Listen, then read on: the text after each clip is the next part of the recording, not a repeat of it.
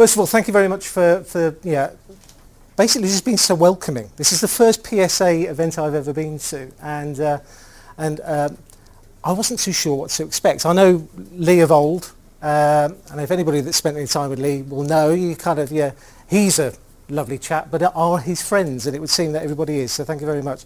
I also feel like I'm here slightly as a bit of a trespasser or sort of usurper, in the fact that normally I'm not the one presenting. I'm Wizard of Oz. I'm sort of stuck behind the curtain making other people sort of strong, engaging presenters. So just so I've got a sense, is everybody in this room a professional speaker? Show of hands? Yeah? Pretty much. Bloody hell, that's scary. Don't judge me in any way, but that's quite interesting. How many of you coach business presenters? How many of you are involved in sort of helping business presenters present better? Right, brilliant. Because that's kind of where I sit as well. And what I wanted to share with you in the next half hour or so are the observations that I've seen over a decade of running Eyeful, but probably the last 18 months or so in particular, a lot of things have changed. And there seems to be a real sense of like a flywheel. The momentum is building in lots of different elements around presentations. I think one of the most exciting things is that people are starting to recognise presentations as a valuable thing. They're not something just to get through. They're not purgatory. And, though it's a tiny percentage at the moment, there are a small number of people that are rallying against death by PowerPoints, a gazillion bullet points on a slide and all that sort of stuff. Good people like Lee are leading that charge and ensuring that people are thinking differently about the presentation visuals. But generally as a whole, I think we're all thinking about presentations differently. And I think part of that is down to the audiences that everybody presents to now. We've got this thing called millennials, this spooky thing that you read lots about millennials on LinkedIn. Nobody really knows how they behave, because most of the articles are written by people that aren't millennials. They're middle-aged fellas like me, baby boomers, all that sort of stuff. But there's a definite change. One of the things I've observed over the last 3-4 years, definitely, is that you can kind of split presentations or presenters into two camps. You've got those people that recognise that actually the emotional connection, the engagement with the audience is actually the measure of a great presentation. The worst thing anybody could ever say to me, and I'm sure everybody here that stands up and presents for a living, is loved your slides. That's not what you want to hear. What you want to hear is that you prompted a change, that you made people think differently, feel differently. Yeah, I'm not a member of the PSA, but I was filling up when Michelle was talking about how the different sort of elements within your organisation are all driving to do something better. There's a common cause there, and it's really powerful stuff. So connecting with your audience is sort of where we want to be. Where do you think most people spend most of their time? Creating PowerPoint slides. That's what I see day in, day out with business organisations. They love a bit of PowerPoint. And we all know that if you want to kiss goodbye to a productive afternoon, just open up the PowerPoint icon and you can kiss the afternoon goodbye, because you will just spend time worrying about layout and what fonts you can get away with and how far you can bend the rules in terms of branding and all that sort of stuff. None of that adds any value. What we end up with is actually more people spending their time here, where they really should be focusing their attention there. And I think there's a tug of war. Again, but I would sort of identify a presentation as being made up of three elements. There's the visuals, the content, and the message. Which of those three elements is most important in a presentation? Message? Brilliant. Where do you think people spend most of their time?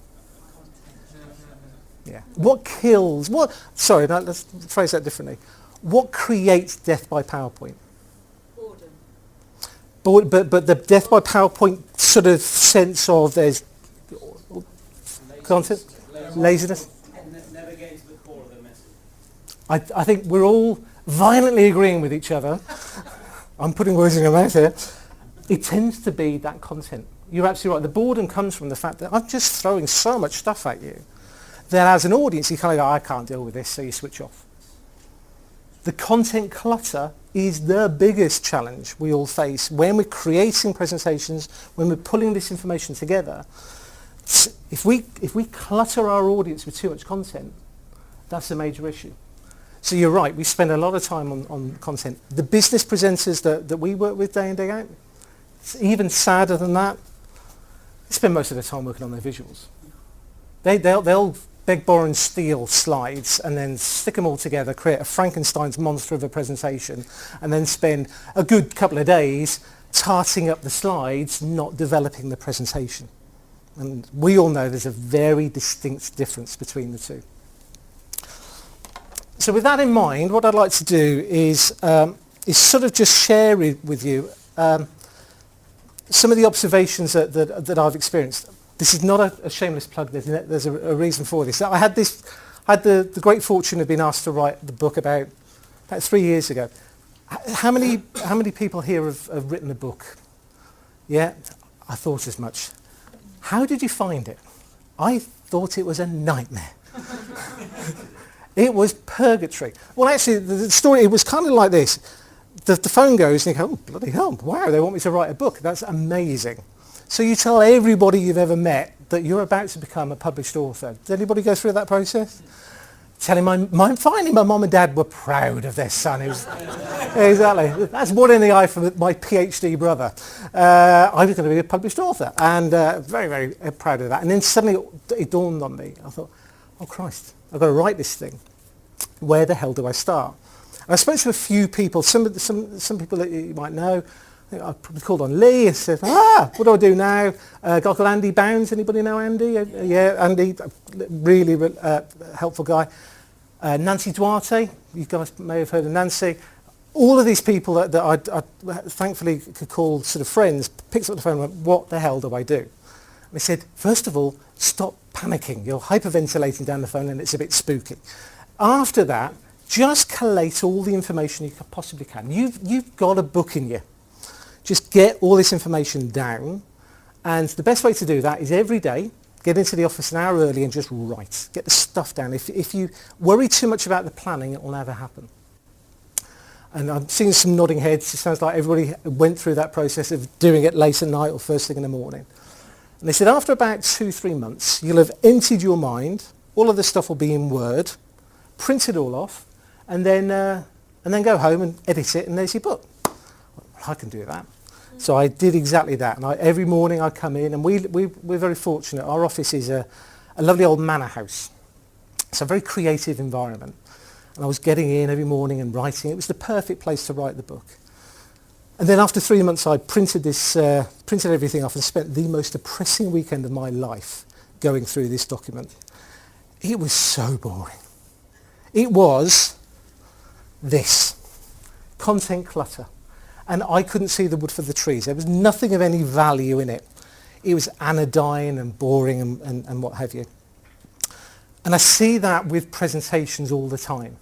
What we've got to do is take a step back. Think about what we need to achieve from it. Yeah, Philip mentioned it earlier today about what's the purpose of what you're about to do. Yeah, what difference are you going to make? That list, what not, all of that was really powerful. I wish I'd had that list about 3.5 years ago, Philip, because it really focuses the mind. And that's what we need to do with our business presenters. That's what we need to do as presenters generally. And I think part of that whole process has kind of helped me identify there are 5 things that impact business presentations today that may be impacting yours, but if not, these are useful tips hopefully for you to share with your colleagues and your customers. What this session won't be is how to create a lovely looking slide. I'm not going to talk about TED. I'm not going to talk about how brilliant Steve Jobs was. I'm not going to do any of those things because frankly, there are better people at talking about that stuff than me. This is sort of from the trenches, what we've identified as real issues in presentations today, and how just by kind of ticking these things off, you can kind of nail a lot of the issues. The first one, I'm somewhat obsessed with. And it kind of came out when the book finally was published, when I got rid of all of the noise and had the stuff that I was really proud of. Audience was kind of sat at the core of this. And it's a phrase I use, 20 times a day, even at home, and it really upsets the kids, is the audience is the most important stakeholder in any presentation. And again, I'm just dipping around people that I was fortunate enough to hear speak earlier today. Philip mentioned it. He said, your job as the presenter is not to impress your audience. It's not about your ego. It's actually about handing something over, the baton pass that says, this is of value. Now go and do something with it. If you can prompt people to action, and we'll talk about that later, that's really important. But just you can't do any of that stuff if you don't think about your audience a little bit carefully, more carefully. Audiences are changing as well. So a lot of you here today, so it's probably not easy to sort of get an idea of how many people are engaging, but how many of you are presenting with millennials or to millennials at the moment? And is that just an ongoing thing, or do you have a mix of different audiences? A mix. Again, another loaded question, but do you change your presentation, I'm looking at you, when you speak to millennials versus sort of the rest of it? And what sort of changes do you factor in? A lot more icons. Right. To millennials, and often just one big picture, and maybe one or two words, and maybe if it's a different audience, maybe it's a whole sentence. Right. Yeah, absolutely. There's a landscape of different lines. I know, Lee, you do a lot with schools, and I can imagine your engagement with schools is going to be very different to the corporate gigs that you do. I tend to write them for schools and then use them in corporate, because if it works in a school, it'll work. Right. But for me, it's every 3 to 5 minutes I'm changing focus. Really interesting you say that. I worked with a large insurance company in the States recently, and they've got a vast intake of millennials into their business. And they said, we've done everything that you can do. We've had lots of cool graphics created. We've used lots of icons. And I don't know, after about 45 minutes, an hour, they drift off. You know what? They don't want to be sat in a boardroom looking at a bunch of slides for an hour. And what they've identified is actually, 15 minutes tops, really, these big sort of soundbite type things, and recognise that they are going to be, engaging in lots of different ways. Staring at a bunch of slides is not always the best way of engaging them. So they're looking at a whole bunch of other things, gamification and all sorts of stuff, to fundamentally do what we do every day, which is about engaging with audiences and connecting with audiences. I came up with this concept, which is very, very simple, but hopefully will give you just a sense as to how you can start thinking differently about audiences. I call it the audience heat map, and based on primarily experience, but sort of pulling upon some psychology as well, we've identified that audiences are a mixture of 3 elements. So you'll have the factual element within the room now. And we're all going to be a mixture of all of these things. But there will be, based on what you saw on the agenda, there will be some people here that are kind of going, okay, give me the formula. Break it down. I want 3 things that I can do for the next presentation, or I can share with my customers. That factual element within an audience is very strong. If you present to them on a spreadsheet, they'd love it. They just want the detail. They want the data. The visionary element within an audience is big picture stuff. And by big picture, I don't mean large visuals. I mean, longer term benefit statements. So in a corporate environment, they don't want the detail of how the widget works. They want to know what the widget's going to do for their business, not only now, but in 3 years' time. And then there's the emotional element within an audience, which could be positive or it could be very negative. My background is in sales, and the first product I ever sold was shows you how old I am, a cheque signing machine. With young people in the room going, what's a cheque? But a cheque was a form of payment. And this machine, tell me, grandfather, what was it like? And this machine signed cheques for large corporates. So if you're an insurance company, rather than hand signing these cheques, you put them through one of our clever machines and it signed them for it. Really exciting stuff to sell, as you can imagine. Talk about an emotional audience. When I went in to pitch that stuff, everyone was going, oh wow, that's really good, that's secure, it's efficient, it's going to bring control, apart from the bloke in the corner going, I think you'll find that's my job. And then you've got to factor that into any audience. And again, it's one of the things we implore our business presenters to do is say, look, you know what, sometimes your audience will be emotional and it's nothing to do with you. They may have just had some bad news. They may have lost a big order. There may be all manner of different things going on that could be negative. And frankly, if they're in a really chipper mood, that may have nothing to do with you either. But you've got to go with the flow and you've got to recognise that. And as much as you can, plan ahead. So this is a heat map that we created for a corporate client. Very quick story. They're a large financial technology company, and they were pitching to one of the large American banks to basically rip out their existing systems and stick their new systems in. A gazillion-dollar deal, massive, massive deal. And they got to the final bid. It was them versus their biggest competitor. And they called us in and said, look, we need this presentation to blow the competition out of the water. Go and do your thing. And I said, yeah, well, first of all, let's understand more about your audience. It's the most important stakeholder, blah, blah, blah. And they said, well, who have we got? We've got procurement in there. We've got technology in there. We've got banking in there. We've got legal in there. Compliance are in there. I went, okay, thank you very much. Very, very high on factual. Everything you've just told me about that audience is mega, mega factual.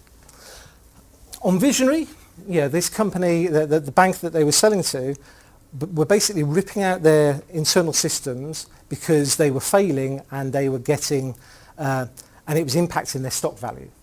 What they wanted to do is basically, for this part of the business, put this new system in, get it up and running and then sell it. It wasn't core to the group business anymore.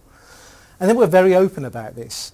So in terms of visionary, there was a very obvious thing in the room that said, look, do all of this and in 3 years' time you can get rid of this elephant because it's not really working for you. And very low on emotional. Never met an emotional procurement person in my life. They just don't exist. So that's how that was the heat map that we followed. We ploughed into the workshop where we started pulling basically around that model there. What's your key message? What content can we keep hold of because it's relevant? What content, more importantly, can we get rid of because it's going to clutter the message? And then visuals will make sure it all looks lovely. But it was a real, we started the process and done this a number of times, and it just wasn't working. I don't know if you've ever been in one of those meetings where you're consulting and supporting a client, and you go, you know what, the cogs just aren't connecting this morning. Is it me? Is it them? What's going on? And there's a real sense that something it wasn't coming together. And this was a really important deal for our client. This was going to make a big, big statement to the market and against the petition. We couldn't screw this one up. So we stopped for coffee and I said, look, this isn't working for me. We've got this thing called a funny tummy feeling at Eyeful, which is, and I'm sure you feel it as well. I certainly felt it about 5 minutes ago, where you get that fizzy tummy feeling when you're excited but also a bit scared about something. And when we're in the thick of a project, you kind of get that because the energy is there and there's a real sort of sense that this is going to be brilliant. And I wasn't getting it. It was flat. Felt really, really, really awful. So over coffee, I said, look, just tell me a little bit more about the audience because I think we've glossed over this a little too readily. I said, how well do you know them? And one guy said, well, we know them pretty well. They've done their due diligence on us over the last 3-4 months, and they know, we know them pretty well, some of them at least. We know the names of their kids, where they're going on holiday, that type of thing. So yeah, there's a sense of that we know them. And one guy spoke up, and he'd been quiet the whole workshop and trying to pull stuff out. He's obviously he was a thinker rather than a talker. And he voiced up, he said, you know what, I think they trust us. I think that's important. It's like, you know what, that's it. When you're in the thick of a bid, the last thing at that final pitch presentation, which you might be coaching lots of your clients on making sure that they put forward their best foot, just as Philip did, is don't give them all the information they already know. Yeah, that audience knew more about the bid and the service level agreement and the commercials probably than the speakers. They'd gone through it with a fine-tooth comb. So giving them loads more factual information is pretty irrelevant. It was about trust. And actually, what we did is we changed the heat map straight away. We recognised actually this deal now was not about the factual. The audience weren't factual anymore. We wouldn't be in the room with them if they hadn't ticked all those boxes. Yes, we had to cover off the basics. We had to explain the basics of the deal. And we had to make sure the visionary element was still really important. But this was about emotional. And to their immense credit, my client went, okay, we'll go with it. So we put statements in there along the lines of, this is not going to be easy. This is a huge project. And this will go wobbly along the way. And if we pretend that's not going to be the case, then we're all smoking dope. It's frankly not true. There will be bumps along the way, and there will be points when you don't like us very much. But we believe that the relationship we've built up, along with the fact that our product is a great product, we know it works, you know it works, we know it's right for this project, but working together, that teamwork element and the trust is actually probably going to be the thing that makes this project a success. Not the technology anymore, it's about the people. And we think us and you working together would work really effectively. That's a really big thing to ask our client to say to their audience. Really brave. And they did it. And they won the deal. Now, it has nothing to do, not everything to do with the presentation, I'm sure. If their pricing wasn't right, they wouldn't have got the deal anyway. But having the strength to recognise the importance of the audience in that process was absolutely key. And then let's move on to technology. Torsten did a brilliant job with this. And I don't know about you guys, but I got a lot from the key message of Torsten's presentation, which was technology is your friend if you use it correctly. If you don't use it correctly, it'll bite you on the backside like that. And we've all been in those situations. But we've always been tempted to try different things. It's a slightly different mix of people. Hands up, Prezi. Who's had a go at Prezi? Yeah? I'm with Torsten on this. I think it can be really effective for very specific things, but it can be a nightmare otherwise. And I don't know how you guys find it. It's a different form of presentation software where you zoom around. It's kind of like a large canvas that you move around. It can be a little, sort of vomit-inducing if you're not careful, which is never good in an audience, I've found anyway. But things like virtual reality, augmented reality, has anybody tried that yet with an audience? It's going to, Torsten has, excellent. We must talk over coffee. Tried everything. Yeah, of course he has, yeah. You know what, I think that's the next thing around the corner. I think there's some really interesting things that happen. I was at a conference, not presenting, but at a conference a couple of days ago, and it wasn't augmented reality, but it was using video. Now we can all access video really easily now. Huge big screen, guy, and the video running behind him, guy stood in the middle and told a story, and he just told the story using tiny little bits of video. So it wasn't one long video, he used tiny little bits of video, and he told a story that was really effective. So we all know how powerful stories are. Pulled everybody in, and then what he did was bit by bit told the story. And at points, there were people jumping out of their seats. He really embraced not just storytelling, but using technology really effectively as well. So everything Torsten said, I agree with. You've got to use it, and you've got to use it well. Having said that, forget corporate PowerPoint.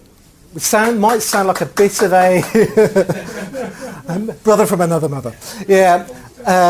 It's not about slide after slide after slide. We all recognise, and I feel like I'm preaching to the converted here, you all understand what we term to be the presentation landscape.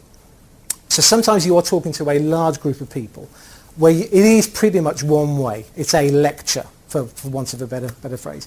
But often, and certainly the people that you might be coaching, the people that we coach, are over here, where actually their audience just wants to chat with them. It might be a group of 3 or 4 people. What tends to happen is that the audience wants to converse, wants to engage, and what does the bad presenter do? They drag them over here. They go, oh, no, I did some slides. You're coming over here, fella. And then suddenly they're talking at them again. And what happens when an audience doesn't feel like it's being listened to? Just switches off, exactly. And what's really interesting, because again, grey hair, quite old, is that back in the day, people used to nod very politely, go, that's really interesting. You knew there was nothing going on behind the eyes. Now, they don't care. They'll just whip out a phone and catch up on their email. And we can all kid ourselves going, oh, getting tweeted. No, you're not. You're really not. No, that's not how it's working. So sort of free yourself up from that. And this is far from an exhaustive list, but think about the different tools that you might want to use for different types of engagements. So the informal engagements can be really effective using a thing like an iPhone. Somebody presented to me a couple of weeks ago, and it was a really nice, intimate, informal conversation. If they'd pulled the laptop out at that point, it would have killed the connection that we had. So what they did is they pulled their phone out and they had exactly what they wanted to show me visually on the phone. And it was still intimate, it was still good, it was still connected. That's not to say that PowerPoint's not great. For events like this, it's really powerful. If you're coaching audiences or doing it yourself and you can demo something, that's really effective. We worked with a brick manufacturer, or a brick baker, housing brick. I don't know what they do, but they make bricks. And we're pulling together a presentation story for them. They said, don't worry, we got some pretty high-res pictures of bricks for you, so that bit's covered. At what point does an audience, this is for a sales presentation, want to look at a picture of a brick? They want to feel the brick. They were selling to architects. Architects don't want to look at a picture of a brick. They want to feel it. They want to hold it. They want to, it's a very sort of kinesthetic thing. But this particular client had just lost all sense of connection. It was like, no, we just want some nice slides. And actually it was bigger than that. So please demo as much as you possibly can. And on the interactive stuff, Torsten touched on it a little bit, and I'll just sort of dot the I on that, which is technology allows us to jump in and out of things really effectively now. So the old linear presentation of starting here and finishing there doesn't have to be the case. You can, using hyperlinks and custom shows, all of which sits within PowerPoint really easily. That stuff really allows you as the presenter to engage and not go, oh God, please hold the questions till the end. Get people asking questions straight away. If they're asking questions, they're interested. And if you're going from A to Z, if you take the pretty route, because that's where the way the client wants to go, happy days. As long as you're still in control of the presentation, I don't think that's a major issue. This one's for Lee, authenticity. But frankly, it's for what was really powerful is the fact that you understand the power of authenticity. One of the issues that we have when we're dealing with our corporate clients is that they feel authenticity means baring your soul and wailing a lot. And that's not the case. Actually, it's about making sure that you can, other than, you can if you want. But the big thing is making sure that it means something to you and means something to your audience as well. Very quick example, I'll fly through this very quickly. We did a deck for Bupa recently. It's not recently, about 18 months or so back. But it wasn't for Bupa, it was for Microsoft. Bupa had been asked to go along and present at a Microsoft event why they were using their particular CRM system. Exciting stuff. I can see you're all on the edge of your seat. And that was kind of the fear of Microsoft and the lovely, lovely man at Bupa. He said, and he was an IT guy. He said, look, I could talk them through the Gantt chart that we created at the start of the presentation. I said, I don't think that's going to grab their attention quite what we wanted to. I said, what does it mean to you? And what does Bupa mean to you? And we just got into a very informal conversation that led to this set of slides. So instead of standing up and going, thank you very much, I'm the head of this project and this is what we did, he grabbed their attention early on by being authentic and said, anybody in this room has probably been involved or driven an IT project within your organisation. And it's pretty awful. Yeah, in terms of the adoption, it's pretty minimal, and there's a percentage, something like 20% of new IT gets properly adopted within an organisation. And he said, when that happens, that's really frustrating. And a lot of people get very upset by it, and they'll talk about shareholder value, and they'll hit people with sticks rather than drive them with carrots, and blah, blah, blah. So the problem is, and actually the thing I'm most proud of at Bupa is that shareholders aren't our focus. Our focus is healthcare. It's about the people that are in the beds. And he said, so I'm proud of that. That's why I work in this organisation. That's why many people do. Is because if you've just told somebody that a close relative has a terminal illness, the last thing you want is somebody to say, well, can you update CRM with that information? This is not what it's about. So we had to take a step back and actually think differently about any implementation, but also the role I, as IT, play in that whole process. Talk about authentic. I mean, I saw him present it a couple of times, and he filled up. He was really emotional about it. And he said, look, if I can win hearts and minds, everything else is dead easy, because all I do is I just take that and I use that to support the management, the implementation, the adoption of all of this technology very, very early on into an organisation. And there's this real sense that people get it because he was believable, he was authentic, he was driving a message through. And then, sorry to burst the balloon, then he could move into the standard corporate spiel because he had to kind of do that. But starting the presentation off with that big sort of established, authentic connection is really important. You guys get it because that's what you do for the day job. If you don't make that connection with your audience, you don't get the second, third or fourth gig. And frankly, you don't feel good about yourself generally. Getting it through the minds of corporate business is that they're a bit like storytelling. Has anybody coached any corporates on storytelling? They don't tend to get it early on, do they? But once they get it, they get it. Exactly. They think it has to start with once upon a time. And they go, well, no, I'm talking to IT directors here. And they go, no. This is about connecting, it's sharing stories, experiences and what have you. Once you've got the right framework, then they really buy into it.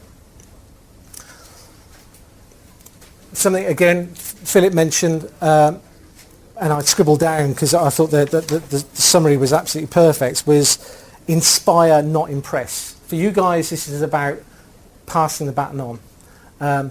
In the corporate world, I detest slides or decks that finish with thank you. It's a complete waste of a slide. Yeah, there should be a call to action at the end of your presentation, because you should have given them enough information to then go forward and do something differently. A presentation is a transaction in my mind.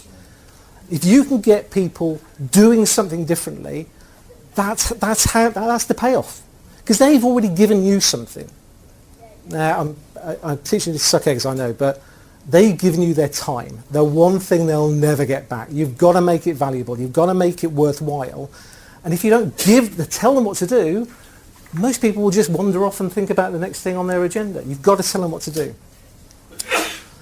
So my call to action is very, very simple. Obsess about your audience. It feels a bit disingenuous, this, because I am in a room full of brilliant presenters.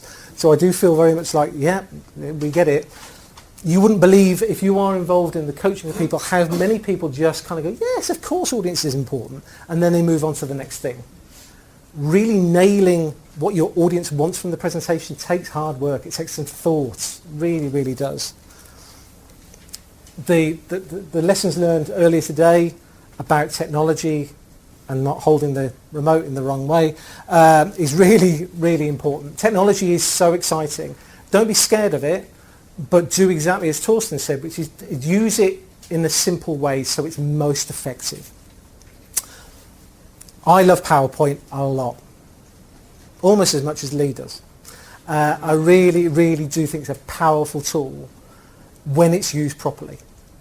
98% of the time it's used in an awful way, and that's why it's got the bad rep that it's got. And it's why technologies that aren't up to the same standard, like Prezi, are getting their foot in the door because people have kind of branded it sort of incorrectly. One of the things that we'll often say to our clients is, do you need to present? Is this really a presentation? Do you need slides for this? Could you not just have a conversation and step away from this sort of obsession with .pptx files? Getting corporate audiences to be authentic and truly believe what they're talking about is a big step, and it doesn't always happen. You've got to drive it, and it's fantastic to hear that you're doing that. People don't feel particularly comfortable doing it because it's not corporate. We all know how powerful it is. I used to do a bit when I presented talking about authenticity and talking about the power of visuals, and I won't tell the story because I've had to drop it because it's too painful. And I'm feeling myself going into that story now, so I'll stop myself. But at points, you've got to be careful that you don't go too authentic, because otherwise you do end up doing what I've done before, which is just getting very upset in front of 100 people, which is never a good thing. And then I cannot implore you enough to just make sure that you follow up. Make it worthwhile. Hand the baton over. And I think we pretty much nailed it on time. So thank you very much for your time.